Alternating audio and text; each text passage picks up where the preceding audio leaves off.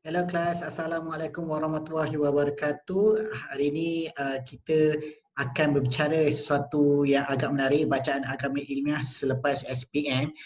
Episod kali ini khas cikgu lakukan untuk persediaan kita menghadapi bulan Ramadan yang akan datang ni.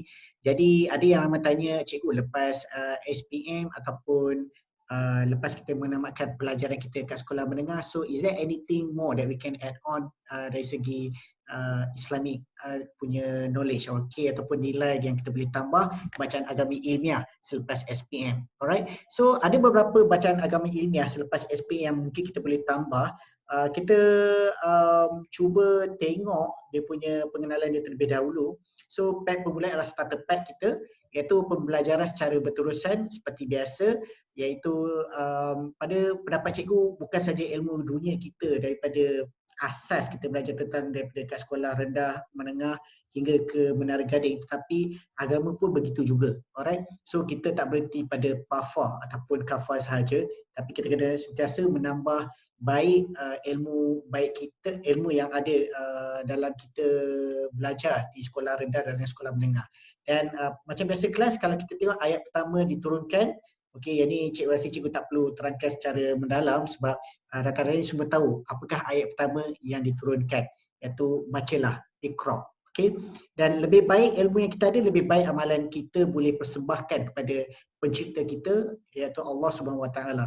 Alright, so kita try tengok apakah bahan bacaan ilmiah selepas SPM yang kita boleh baca ataupun kita boleh bersiap sedia ketika bulan Ramadan nanti, lagi-lagi ketika perintah kawalan pergerakan yang masih lagi dijalankan secara giat. Okey, sumber bacaan iaitu pertama sekali tafsir Al-Quran, kita ada juga ada Sahih Bukhari, Sahih Muslim, ini lebih kepada hadis, dan kita hadis 40 jugalah pasal hadis. Kitab Riyadhus As-Solihin dia lebih kepada menceritakan tentang adab dan akhlak, dan kitab Sifat Solat Nabi, alright, dan kitab Ar-Rahim Al-Maktum iaitu sirah Nabi. Okey, tafsir Al-Quran ditulis oleh Ibnu Kathir, iaitu anak murid kepada Ibnu Taimiyah, dan kalau kita tengok kat sini penggunaan dia paling meluas di seluruh dunia yang menggunakan Ibnu Kathir, tafsir Ibnu Kathir ni, dan dia mentafsir ayat dengan ayat, menafsir ayat dengan as-sunnah, dan menafsir ayat dengan perkataan as-salafus soleh, iaitu generasi selepas selepas Nabi, iaitu sahabat, tabi'in dan tabi'ul tabi'in, dan menafsir ayat dengan kaedah perkataan Arab. Okey, so itu adalah dia punya kiranya peringkat pentafsiran dalam tafsir Al-Quran Ibnu Kathir ni. Ada yang tanya cikgu, bagaimana rutin cikgu untuk yang baca Al-Quran dan sebagainya? Biasanya kalau boleh sehari tu kita cuba, kita cuba membaca kalau boleh sehelai muka surat Al-Quran, dan kita baca juga dia punya tafsiran dia. Dan kalau tahun depan bila kita dah biasakan, dia sebenarnya key dia adalah kita biasakan diri kalau kita nak membaca buku-buku, apa jenis buku pun lah, dan terutamanya sekali kita letak keutamaan lebih kepada agama. Lagi-lagi kita adalah penganut agama Islam, iaitu Muslim. Seterusnya kita juga ada Sahih Bukhari, iaitu Sahih Bukhari ini ditulis oleh Imam Bukhari yang dilahirkan di Bukhara, iaitu di bahagian timur Uzbekistan. Jadi Imam Bukhari ini terkenal dengan kisah dia dekat sini 10 hadis daripada 10 ulama. Jadi ada Imam Bukhari ini datang nak masuk ke Baghdad, dan dekat situ dah standby 10 ulama, dia nak test kiranya pengetahuan Imam Bukhari yang mempunyai fotogenik punya memori.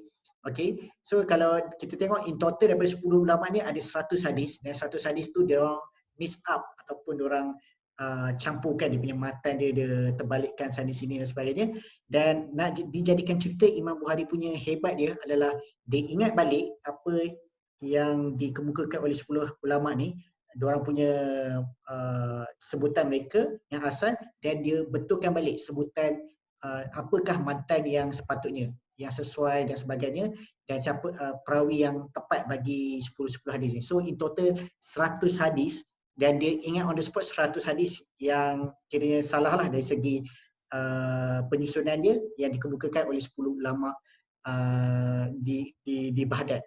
Kisah ni dicatatkan di sebelum dia nak memasuki ke Baghdad.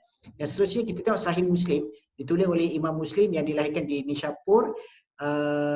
Kiranya dia lebih, sebenarnya Imam Muslim ni dia adalah lebih kaya dan karyanya lebih tersusun. Dan kalau kita compare pada Imam Bukhari, dia adalah dia hidup agak susah, right, dalam nak menimba ilmu dan sebagainya. So itu bezanya antara Sahih Bukhari dengan Sahih Muslim. Dan mereka ada standard mereka sendirilah dalam nak menapis hadis yang mana yang sahih dan hadis mana yang palsu, daif dan sebagainya. So kita juga ada kitab hadis 40 yang dikarang oleh Imam An-Nawawi. So Imam An-Nawawi dia sebenarnya menulis kitab hadis ni. Hadis tu dalam kitab tersebut ada 42. Tapi biasalah kita ambil kitab hadis 40 tu kira kita ambil singkatkan. Kita bundarkan jadi hadis 40. Alright.